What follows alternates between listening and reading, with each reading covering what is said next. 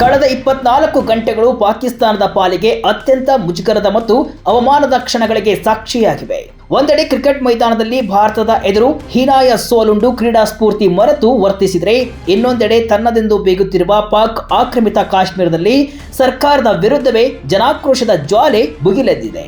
ಕ್ರೀಡಾಂಗಣದಲ್ಲಿ ಟ್ರೋಫಿ ಕಳೆದುಕೊಂಡ ಪಾಕಿಸ್ತಾನ ತನ್ನ ನೆಲದಲ್ಲೇ ಜನರ ವಿಶ್ವಾಸವನ್ನ ಕಳೆದುಕೊಳ್ತಾ ಇದೆ. ಏನಿದು ಪಾಕಿಸ್ತಾನಕ್ಕೆ ಮುಜುಗರ? POKಯಲ್ಲಿ ಜನರು ದಂಗೆ ಎದ್ದಿದ್ದು ಯಾಕೆ? ಕಪ್ಪು ಹೊತ್ತುಕೊಂಡು ಹೋದ ಪಾಕ್ ಸಚಿವ ಮುಂದೇನು ಕ್ರಮ? ಇಂಟ್ರೆಸ್ಟಿಂಗ್ ಮಾಹಿತಿ ಇಲ್ಲಿದೆ. ದುಬೈನ ಅಂಗಳದಲ್ಲಿ ಮೊಳಗಿದ್ದು ಭಾರತದ ವಿಜಯಘೋಷ. ಏಷ್ಯಾ ಕಪ್ T20 ಫೈನಲ್ನಲ್ಲಿ ಪಾಕಿಸ್ತಾನವನ್ನು ಬಗ್ಗು ಬಡಿದು ಟೀಂ ಇಂಡಿಯಾ ಚಾಂಪಿಯನ್ ಆಗಿ ಮೆರೆದಿತ್ತು. ಆದರೆ ಈ ಗೆಲುವಿನ ಸಂಭ್ರಮಕ್ಕೆ ಪಾಕಿಸ್ತಾನದ ಸಚಿವರೊಬ್ಬರ ಲಜ್ಜೆಗೇಡಿ ವರ್ತನೆ ಕಪ್ಪು ಚುಕ್ಕೆಯಾಗಿ ಪರಿಣಮಿಸಿತ್ತು. ದೇವರು ಕೊಟ್ಟರು ಪೂಜಾರಿ ಕೊಡಲಿಲ್ಲ ಎಂಬಂತೆ ಭಾರತೀಯ ಆಟಗಾರರು ಕಷ್ಟಪಟ್ಟು ಗೆದ್ದ ಟ್ರೋಫಿಯನ್ನು ಕಸಿದುಕೊಳ್ಳುವಂತಹ ಹೀನಾಯ ಘಟನೆಗೆ ದುಬೈ ಕ್ರೀಡಾಂಗಣ ಸಾಕ್ಷಿಯಾಯಿತು. ಹೌದು, ಪಂದ್ಯ ಮುಗಿದ ಬಳಿಕ ಪ್ರಶಸ್ತಿ ಪ್ರದಾನ ಸಮಾರಂಭ ಆರಂಭವಾಯಿತು.